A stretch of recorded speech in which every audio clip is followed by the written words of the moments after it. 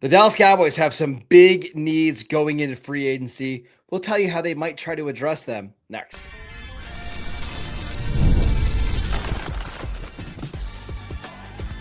You are Locked On Cowboys, your daily Dallas Cowboys podcast. Part of the Locked On Podcast Network, your team every day. Welcome back to the Locked On Cowboys podcast, part of the Locked On Podcast Network, your team every day. We'd like to thank you for making us the #1 sports podcast network. And today's episode is brought to you by FanDuel. Use your profit boost on an NBA future and get entered for your chance to win a trip to the NBA Finals. So play your game with FanDuel, the official sports betting partner of the NBA. Welcome back. I am your host, Marcus Mosher. He is Landon McCool. And on today's show, we are answering Charlie Iron's question of what's the Cowboys' biggest needs on offense and defense going into free agency. And let's start on offense. Landon, if you had to pinpoint one need, what would you say it is? I think the spirit of the questioner's question was to kind of try to point to specific players or things that that Sure. the Cowboys should go get.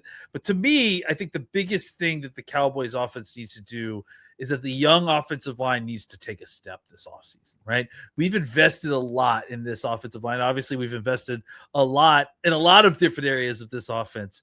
But to me, I think you've gotten incredible performances out of Dak Prescott last year. You saw George Pickens play the best year of his career. I think CeeDee Lamb, with a healthy year, has another incredible season. I think those are things that feel pretty locked in, just outside of the random injury stuff. Knock on wood, right?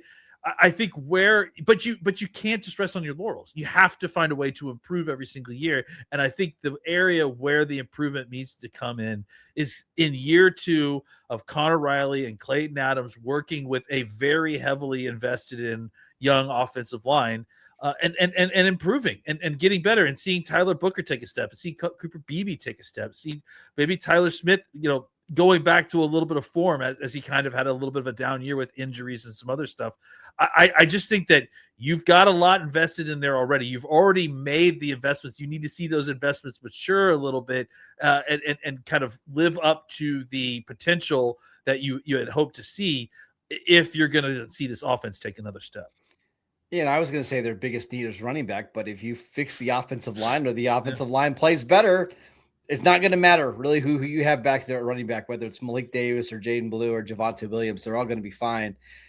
You're right. Like, they just need these guys to play better, and you can't, at least in my opinion, you can't continue to invest more resources and assets into this offensive line. At some point, these guys just need to play better and play as a unit. And I think we saw flashes of it last year, but now it needs to be consistent. And honestly, these guys need to stay healthy. Tyler Guyton missed a ton of time with injuries. Tyler Smith, as you mentioned, missed some time with injuries. Tyler Booker had a high ankle sprain early in the year. Cooper Beebe had a high ankle sprain. You've got to get these guys healthy and playing better football. Yeah, and I think you've got all the.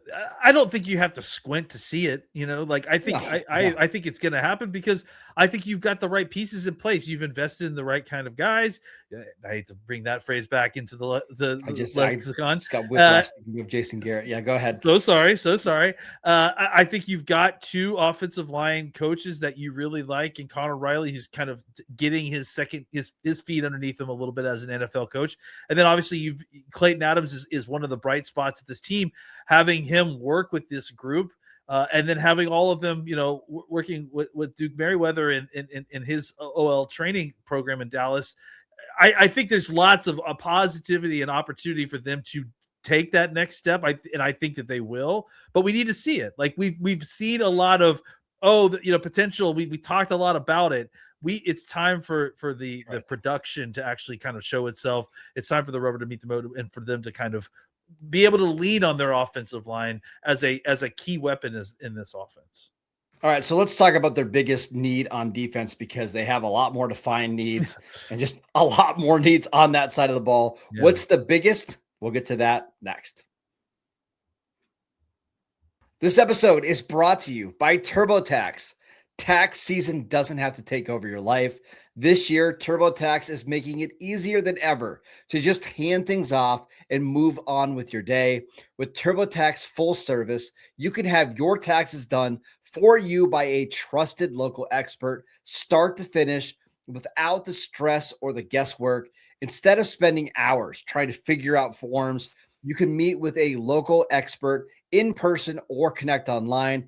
And you can just upload all of your documents because they handle everything from W-2s to self-employed forms, and they work to get you every deduction possible. It is a huge time saver, and it gives you real peace of mind knowing that an expert is handling it all.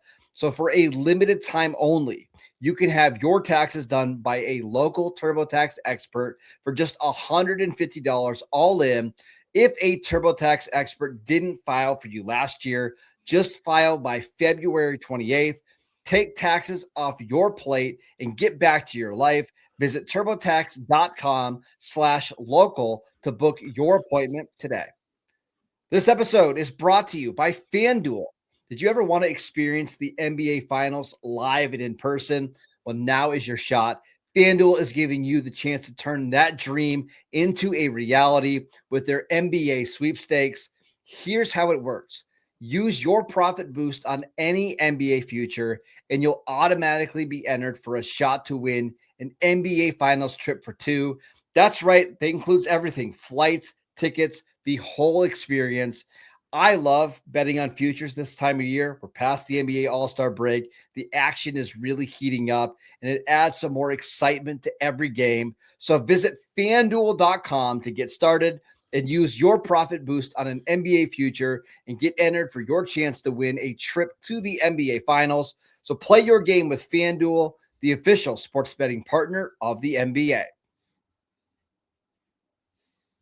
Welcome back to the Locked On Cowboys podcast. We'd like to thank you for making us your first listen every single day. The offseason doesn't exist for the Everydayer Club. You can get every episode of the show ad-free. Head over to lockedoncowboys.supercast.com or hit the link in the show notes to learn more.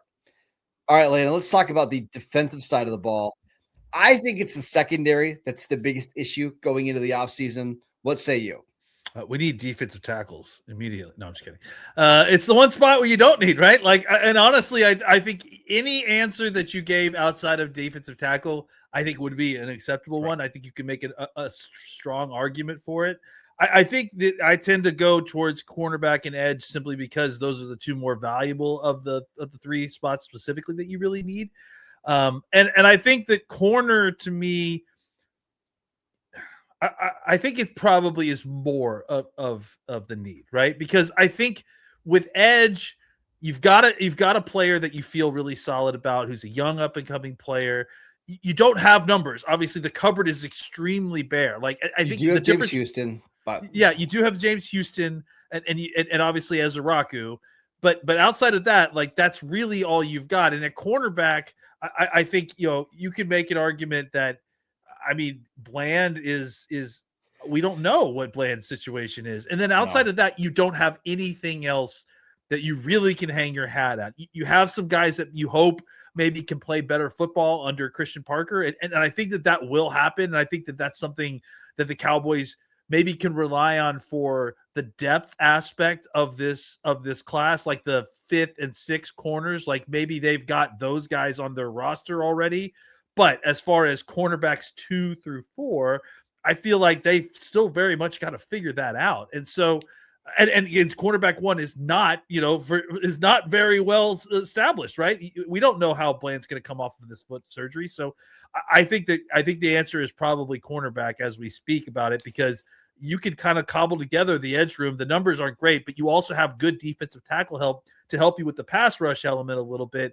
You've got really nothing to kind of help you in the cornerback room, and you need numbers. And edge is the one spot that you can pick up guys basically throughout the offseason and get adequate play. Like Jadeveon Clowney is a perfect example. There's guys every year that sign in August that don't want to be part of training camps. They come in and they give you, I don't want to say starter quality play, but like good rotational play. That's not the case for corners. Like there are no corners that are going to be on the market in April that are going to help you if you had to play a game, early on. So like they need to go out and get probably at least one starting caliber cornerback in free agency. I would love for them to draft one early in the 2026 NFL draft. And even then, if it's name your veteran with Mansour Delane, with Daron Bland, and Shavon Revel, I still have questions because there's just so many unknowns with that group. It's why it's my number one need by far right now. Yeah, and I think with Revel, it's like you just can't. We talked about this before. I just think you can't count on him right now as part of this. Like, I think he's obviously under contract, and there is obviously potential for him to be a starter next year for sure. I mean, he's a third round pick, and they thought highly of him.